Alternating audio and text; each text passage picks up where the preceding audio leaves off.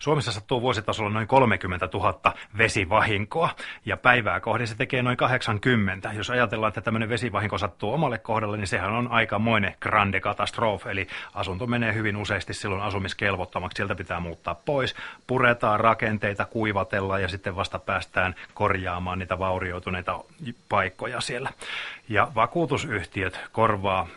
Esimerkiksi vuonna 2009 on korvannut noin 30–40 miljoonalla näitä vahinkoja, mutta jos se vahinko onkin sitten semmoinen hidas, pikkuhiljaa rakenteisiin virrannut vesi, esimerkiksi talo on niin vanha, että putket on syöpynyt ja se pikkuhiljaa alkaa tihuttamaan, niin näähän ei välttämättä edes kuulu vakuutusyhtiön korvausten piiriin. No nyt on tullut markkinoille kotimainen tämmöinen Liikomatic vesivuotokytkin, joka haistelee sitä veden virtausta siellä päävesijohdossa ja se katkaisee hyvinkin nopeasti semmoisen vesivuodon sieltä.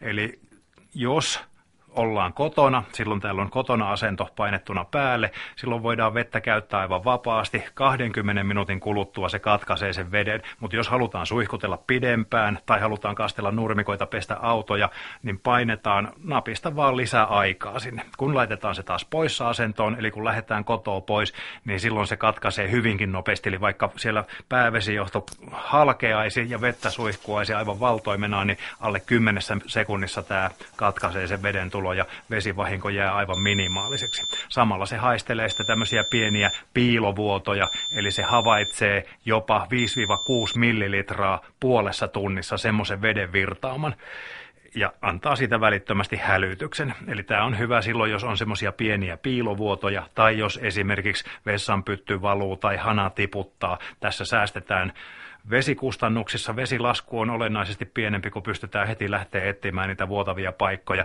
Puhumattakaan sitten, jos on tämmöinen loma-asunto esimerkiksi, mitä vuokrataan ulospäin vieraille.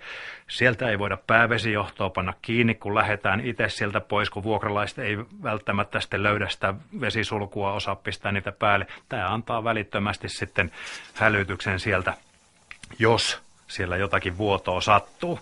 Eli tämä valvoo sitä kotia tai kesäasuntoa silloin, kun siellä ei olla. Tämä Liikomatic, mikä me tänne asennettiin, tai oikeastaan tähän tehdään aina ammattiliikkeen toimesta, niin tämä soveltuu tämmöisiin omakotitaloihin ja miksei myöskin taloyhtiöpuolelle semmoisiin asuntoihin, missä on huoneistokohtainen vedenmittaus. Mutta samalta valmistajalta on tullut tämmöinen Liikomatic, joka sopii esimerkiksi vanhempaan kerrostalokantaan, semmoiseen, missä ei vielä ole näitä talokohtaisia tai huoneistokohtaisia vesimittauksia. Eli se haistelee siellä sitten sitä koko talon veden käyttöä ja sitten se saadaan ohjelmoitua sillä lailla, että se puuttuu niihin asioihin silloin, kun siihen on tarvetta. Tämä on innovaatiopalkinnon saanut ja vakuutusyhtiöt antaa tämmöisen asennuttamisesta hyvinkin merkittäviä alennuksia vakuutusmaksuihin, eli jopa 5–15% saa alennusta tietyiltä vakuutusyhtiöiltä.